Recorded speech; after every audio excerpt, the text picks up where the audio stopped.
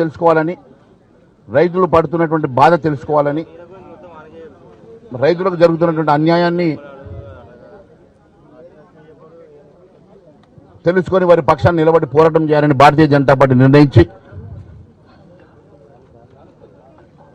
Parliament సభ్యులు, శాసనసభ్యులు, శాసనమండలి సభ్యులు, రాష్ట్ర అధ్యక్షులు రామచంద్రరావు గారు ఆధ్వర్యంలో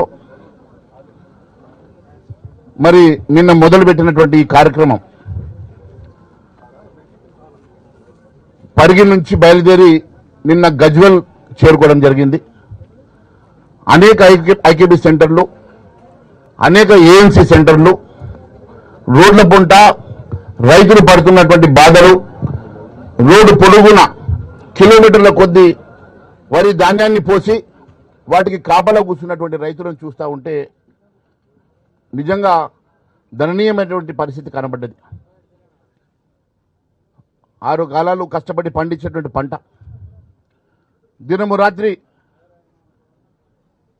ఎండకు ఎండి వానకు తడిసి కరెంటు తీగలకు భయపడక, పాములకు భయపడక, తేళ్లకు భయపడక కుటుంబాది పాలు పొలాన్ని నమ్ముకొని పండించినటువంటి పంట చివరికి అమ్ముకోవడానికి కూడా గోసపడే పరిస్థితి.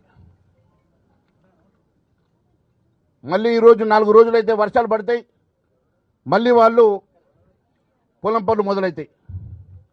అటు పొలం పనులు దుక్కి చేసుకోవాలన్నా, ఇక్కడ ఈ కళ్ళాల దగ్గర వాళ్ళు పడిగాపలు కాయాలన్నా అనే బాధతోటి ఈరోజు రైతు బాధపడతా ఉన్నాడు. కొంతమంది రైతు కుప్పల మీద కూలి చనిపోయిన పరిస్థితి మనం గమనిస్తూ ఉన్నాం. నిన్న లక్షడిపేటలో గత వారం వడగాళ్ళ